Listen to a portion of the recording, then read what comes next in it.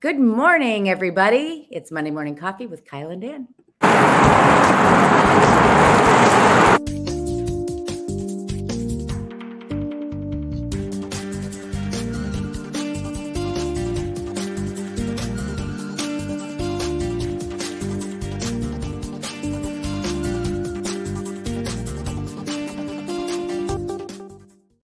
Good morning. Good morning. Thank you for watching, everybody. I'm Anne.Rossley. I'm here with Kyle Harvey, and we sell real estate in downtown Chicago. And we are excited to talk to you about what's going on in the luxury market this week, right? Yes. Should we jump into stats? Yes, please. All right. Okay. We're going to talk first single-family homes in the lakefront communities. And for all my slides, I broke them down this week, Kyle, by price. And you can see starting at $1,250,000, that's kind of the median sales price. So we're going to look at median sales price and down, and then higher up in price.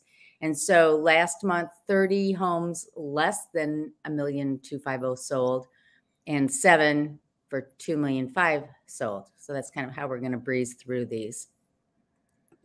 That's interesting. Under contract, 18 under $1,250,000 and 6 over $2,500,000.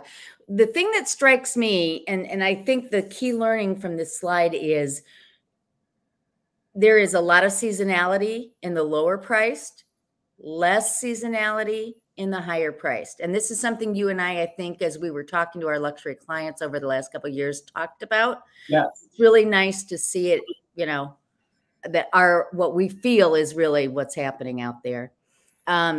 These are the number for sale. And this is astonishing to me. Look at this. 87 under $1,250,000 and 82 over 2.5. Just shows inventory is really impacting the lower price homes. And those are much more interest rate sensitive as sellers as well as buyers. Yeah. So, of course, that reflects an absorption rate.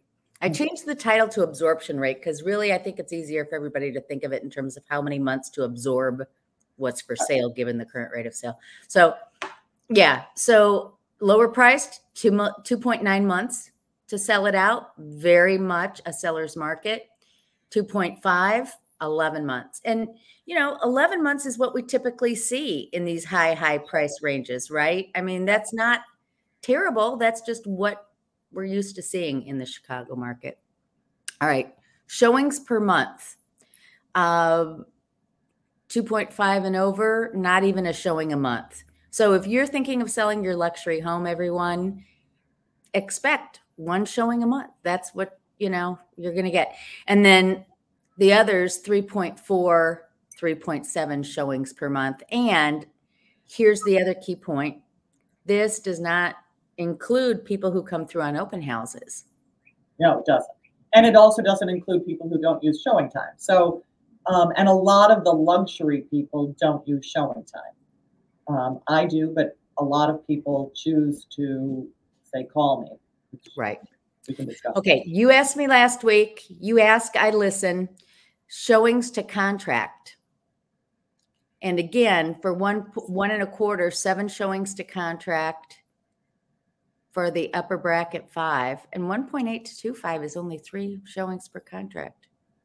Interesting. That's interesting. Is it possible that because it's more, I'm just spitballing here, people in the $2.5 million range have very precise requirements and needs, and they aren't looking at as many, right? Right. This isn't their first rodeo. This is not their first rodeo, and they've done a lot of research beforehand. Yeah. And the more expensive the property, the more information is available, like video tours, like luxury brochure. There's a lot of information that they can get beforehand and rule things out. Yeah, exactly. Okay, condos. Now, I kept the same price points, but I think this is hilarious. You can see that 712 condos for sale. Condo sales last month under $1.2 million. And that's because our median sales price is $400,000. I was going to say, good Lord. I know. Right. But I know I kept it anyway. I know, but it's interesting because we're talking luxury, really. Yeah, exactly. Yeah. So, wow. Condos for sale, 2223 versus 142 in the upper bracket. But this is where it starts to get interesting. Absorption rate. Again, it's a seller's market. In the lower end. In the lower end. Even if you go up to 1.2 million, it's still 3 months only of inventory. Well, You get it. Go ahead. At the lower end, it's 3 months. Great. Total seller's market. And in the higher end, so I've got listings in the blue. Yeah. And it's almost 8 months. And that's sort of, so, real estate brokers who are watching, prepare your clients, prepare your sellers that this is not a rapid sale necessarily. Right. And yeah, you bring up a good point because we do a lot of business in that band of 1.2 to 1.8. And that's a luxury condo that's not the high-end, crazy, fantastic, lunatic, beautiful. Right. Okay, showings per property per month. Just what you would expect. Mm-hmm. Showings to contract. Now, this is interesting. 13 on the 2.5, 10 on the 1.2 and less. Well, the 2.5 or more may reflect the new developments like not one better, but or like St. Regis. That's a really good point. Yeah. It's where lots of people are coming through. Yeah. Well, I don't know that they use showing time, so who knows? So follow this 2.5. Mm-hmm. Look at this. So you can't see my arrow, can you? But it's down here, but then it pops up over everything else. Yeah. And then it comes back down. I wonder if that's one Chicago. Could be. Yeah. Yeah. Yeah. There are always months that skew things. Right. Yeah.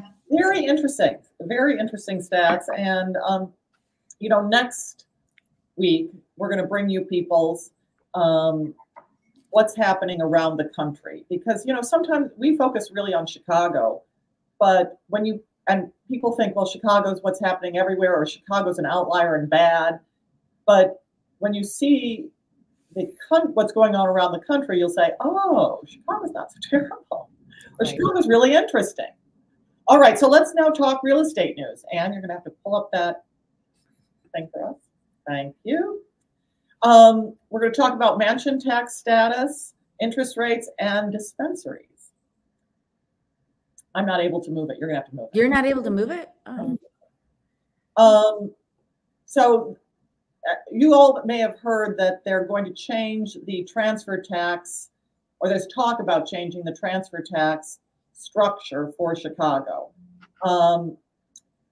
Currently, it's buyers pay 0.075 of the purchase price.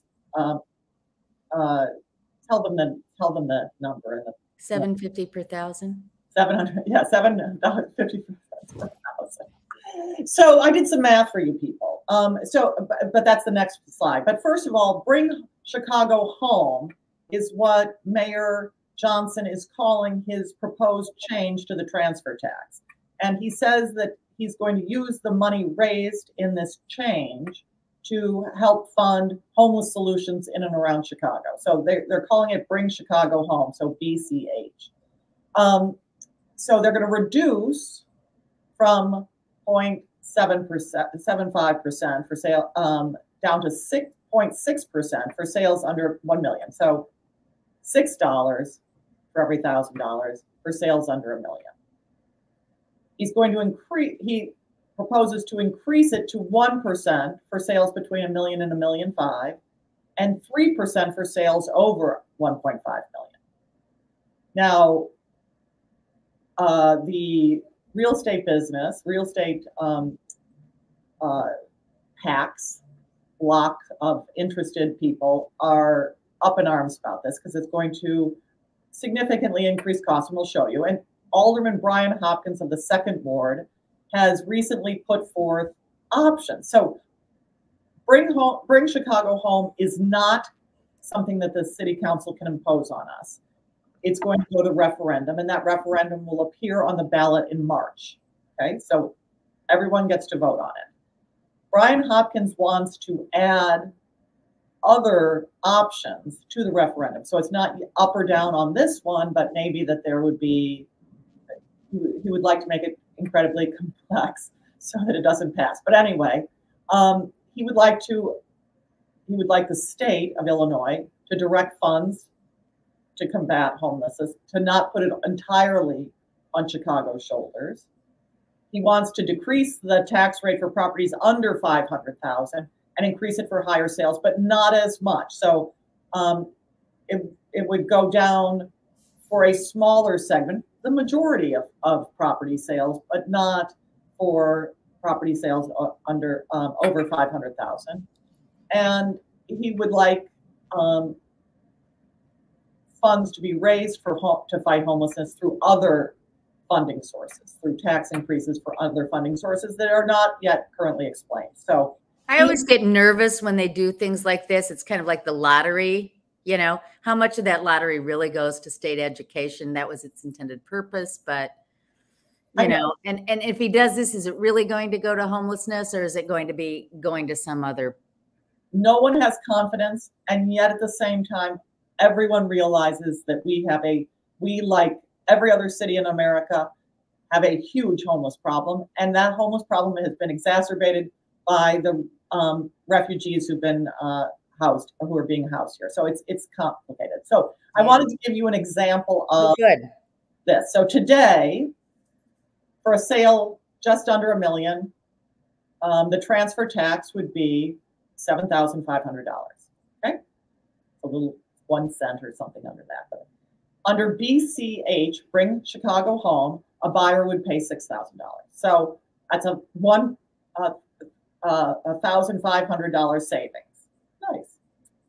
So for a sale just under 1.5 million, so in that bracket where it would go up to 1%, today a buyer pays $11,250, and they would pay, somebody do the math, $3,750 more, and it would be $15,000. So that's a somewhat of an increase. I mean, it's an increase. It's an increase. It's a relatively large increase, but not astronomical. The example 3, though, and I just used 1.75, but it could be a $4 million house. For just a $1.75 million house, today they pay $13,125, and afterwards, under Bring Chicago Home, the buyer would pay $52,500. I think you picked a really good number there, because there are a number of homes throughout Lincoln Park, Lakeview, North Center at that price point. And higher.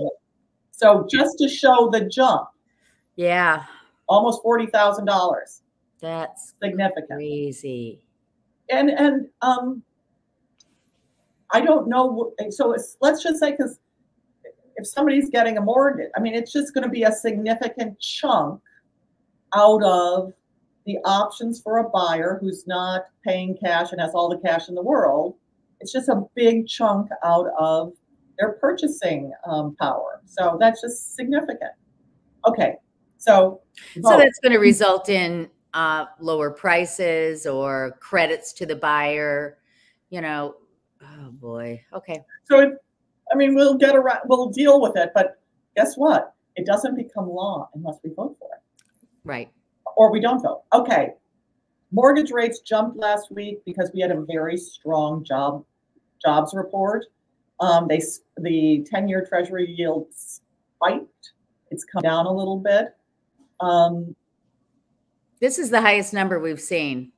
This is the highest number we've seen. And the economy is really strong. However, economists are saying that while the economy is strong and the job market is tight, wage growth has slowed, which is a good sign.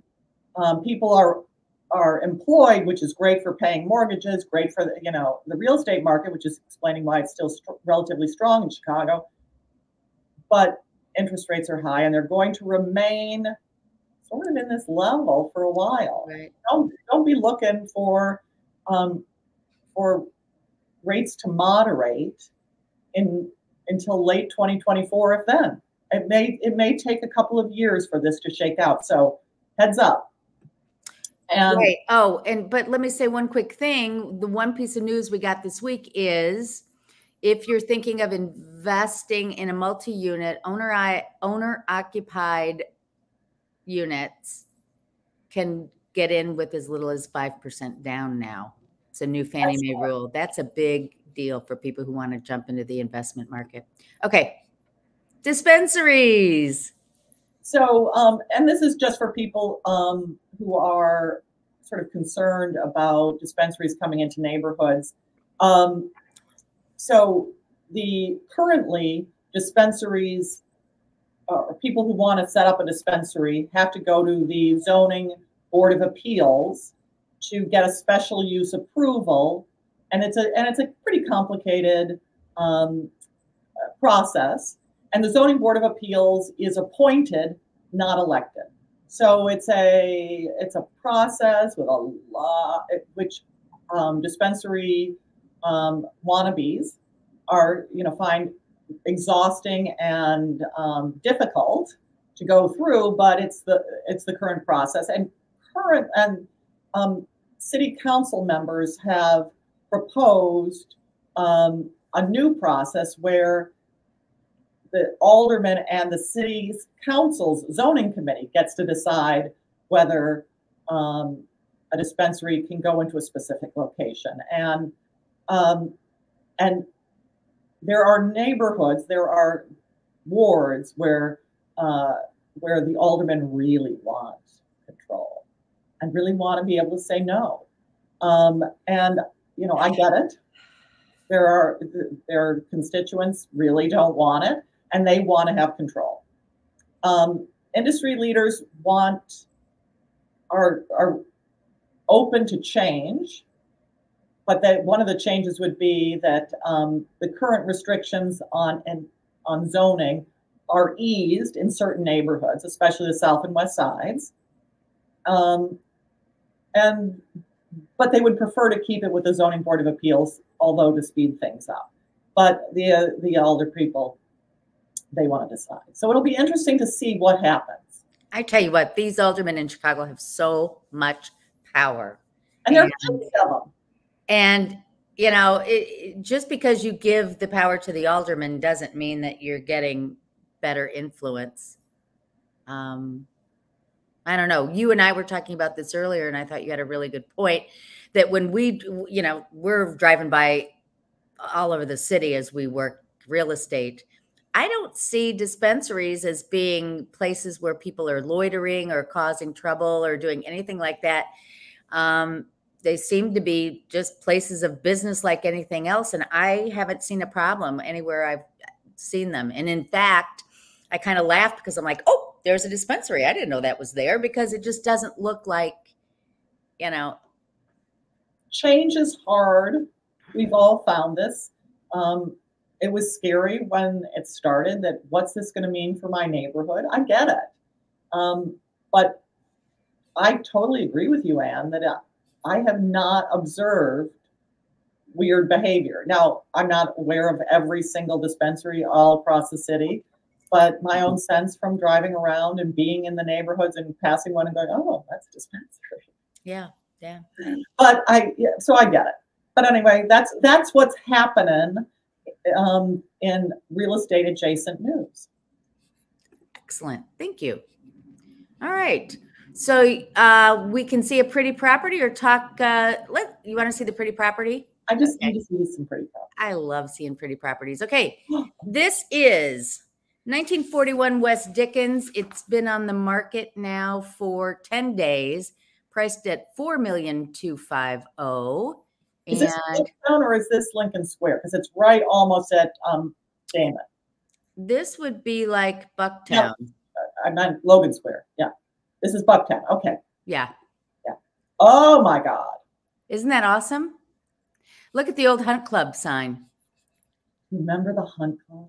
Yeah, that was it. I mean, this is a prominent Chicagoan. Look at that. All that pink. I love the pink and the green. Oh. Yeah, you love the pink. This is a 60 by 124 lot built in 2013. What's the price on this beauty? 4,250. 4,250,000. Got a pizza oven right in your kitchen there. If you like your pizza, there's the start liking pizza more than I do. Oh. The art and decorating in here is really fun. Isn't it fun to see something that is not just plain gray? I love the color. Love, love, love. Yeah. And there are the stairs to downstairs. Look at the closet here. Isn't that awesome? The primary. I had to throw that in. I love the shoes. Oh, okay, now I need to go to a second set because this was, here you go. Here's the bathroom. Downstairs. Pool table. Collection of ice buckets. Cute. Workout. Okay, now we're going to go back to outside, which I love. Okay. Pizza oven out there too. Yeah. This is a big pizza oven area. Look at that. Would that not be awesome for entertaining? Oh my God. Yeah. That's not very expensive for all that you're getting. Look at that. Isn't it? You have your own little cabana. And a hot tub. Yeah. That's pretty. Side yard still. Yeah. I thought that was fun. Pretty.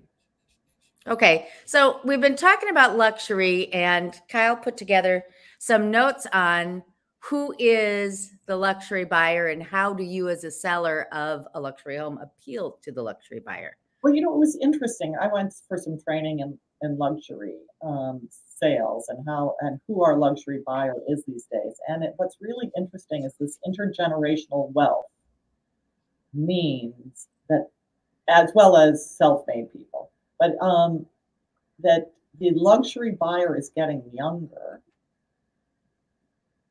Women are now 54% of luxury homeowners under age 35. Wow. And they value different things. So I always think that luxury people just like luxury. But it's interesting. The younger luxury homeowners are very tech savvy. They like eco luxury. So, they'll love solar panels. Mm-hmm. So legacy values. They appreciate brands. They appreciate things with heritage. So those are, and they view themselves as and I think virtuous luxury buyers. There you go. Yeah. Social responsibility and brand name recognition.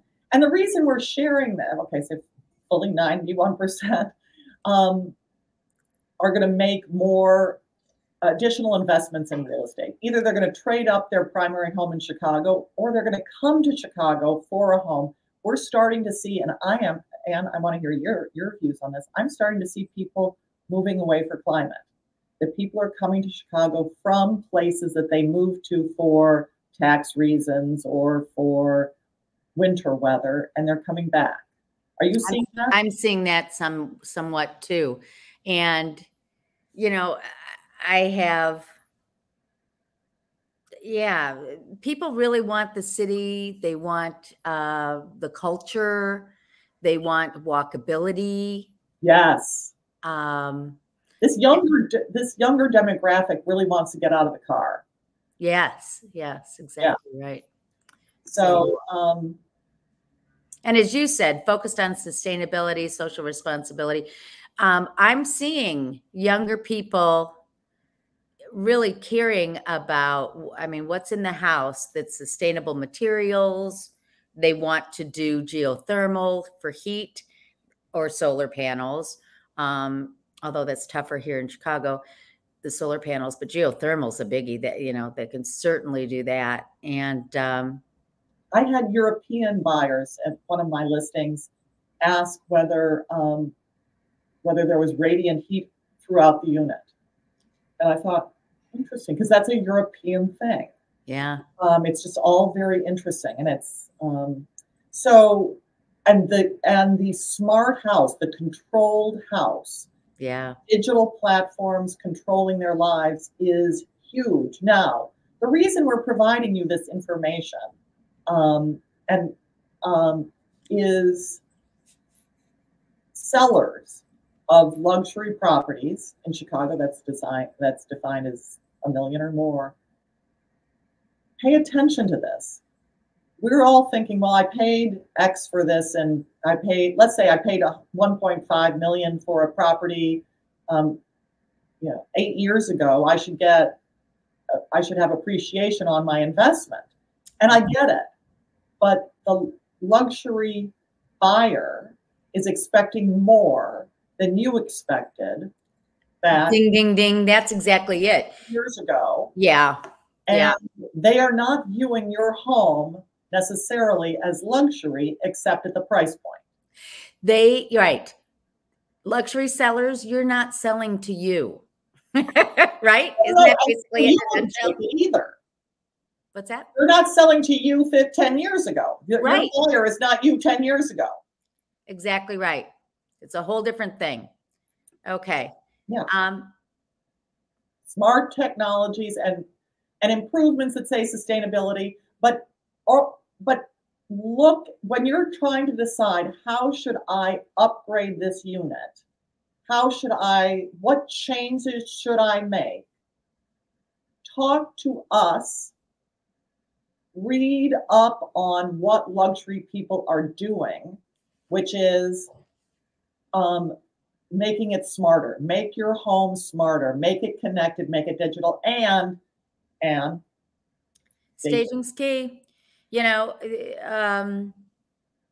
it's tougher if you've been in your home 25 years and you have loved the decorating that you did 25 years ago, but that's not going to appeal to today's buyer. And the easiest way to handle this is to figure out how to move to your next place and then just let that old place go and let the staging take over and make it appeal to these new buyers. It'll be worth it. You will yield more in your sales price and it will sell faster. And that the point we made earlier about women luxury buyers. Think about when you're staging and when you're making upgrades, the things that appeal to the woman buyer. So even in a multi-buyer situation, meaning there are two people, appeal to the woman because she's going to be making decisions. Right. Now I was showing a combination unit at 161 Chicago Olympia, and it was lovely, and the husband loved it. But the closet situation was wonky. There were 3 different closets. She's like, do I get my underwear from here, get my shoes from here, and get my dress from over here? That doesn't work. And so they're not buying it. I have luxury buyers who want her office near the kitchen. Yeah. They want an entrance for the pet that makes sense with washing, with a way of washing the paws. Right. You want a laundry room that is not just a closet with a stacked unit. There needs to be workspace. So for luxury people, start thinking about, how do I make my space make sense to the luxury buyer?